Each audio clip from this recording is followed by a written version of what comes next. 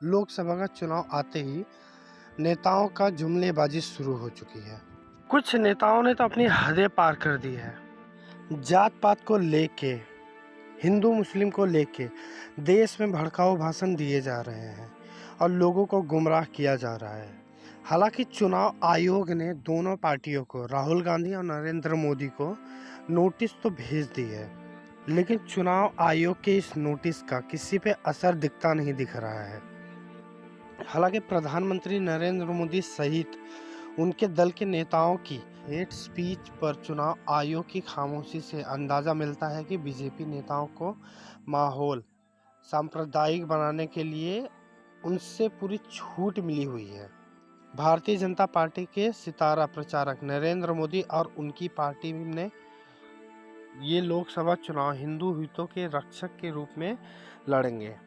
इससे भी उन्होंने साफ कर दिया है कि हिंदू हितों की रक्षा का मतलब उन्हें मुसलमानों से बचाना है। उनके मुताबिक हिंदू हित खतरे में है। विपक्षी कांग्रेस पार्टी साजिश कर रही है कि वह हिंदुओं को दौलत लेकर उन्हें मुसलमानों में बांट देगी। यह बात नरेंद्र मोदी ने मंगलवार को एक बार फिर दोहराई जब वे राजस्थान में एक चुनावी सभा को संबोधित कर रहे थे। उन्होंने कहा कि कांग्रेस पार्टी साजिश कर रही है कि वह हिंदुओं की संपत्ति लेकर अपने खास लोगों में बांट देगी। मोदी और भाजपा के समर्थकों को समझाने की ज़रूरत नहीं है। ये खास लोग कौन हो सकते हैं? ये मुसलमान हैं।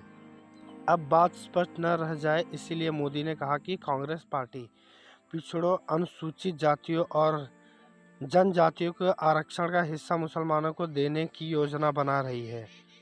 जाहिर है वह हिंदुओं के इस तबके को डरा रहे हैं कि संविधान में उनके लिए किए गए विशेष प्रावधान को अब मुसलमानों के लिए इस्तेमाल किया जाएगा। मोदी